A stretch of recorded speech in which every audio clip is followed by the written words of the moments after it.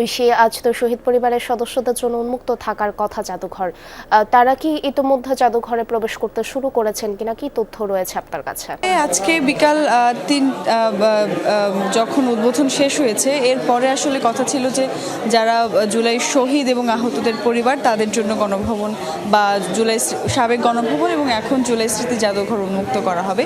তবে বেশ সকাল থেকে বেশ খানিকক্ষণ অপেক্ষা করার পরও কিন্তু গণভবন বা এই জুলাই স্মৃতি জাদুঘরের দরজা যখন খোলা হচ্ছিল না, সে সময় কিন্তু উত্তেজিত জনতা আমরা দেখেছি যে গেট কিছুটা ঝাঁকি দিয়ে তারপর খুলে ফেলে তারা প্রবেশ করেছেন। এখন ভেতরে যারা আছেন তারা কিন্তু সবাই সাধারণ নাগরিক। তাদের মধ্যে জুলাই যোদ্ধা থাকতে পারেন, সাধারণ নাগরিক থাকতে পারেন, শুধুমাত্র জুলাই যোদ্ধা বা তাদের পরিবার নেই। তারা সবাই এখন ওই গেটের মধ্যে দিয়ে ঢুকে পড়েছেন।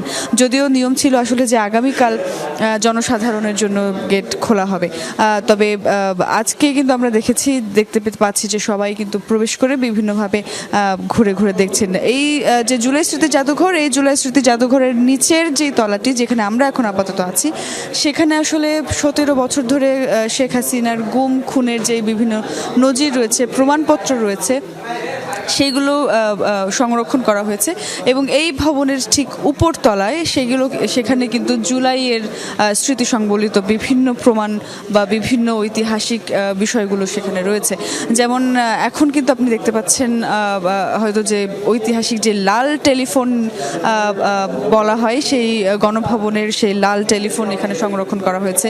এছাড়া অন্যান্য যেই নিদর্শনগুলো ছিল সেগুলো আমরা দেখেছি। গুম হয়ে যাওয়া একাধিক মানুষের যেই ছবি আমরা দেখেছিলাম, গুম হয়ে যাওয়া মানুষের ছবি, অনেক ক্ষেত্রে তাদের ভিডিও ডকুমেন্টারি আমরা এখানে প্লে হতে দেখেছি এবং এভাবে সাধারণ মানুষ কিন্তু ঘুরে ঘুরে দেখছেন এই পুরো গণভবনের অংশগুলো।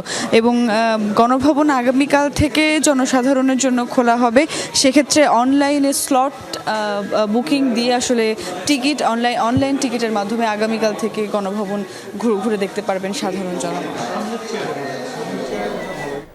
অনেক ধন্যবাদ ঐশী আপনাকে আমাদের সাথে যুক্ত হওয়ার জন্য।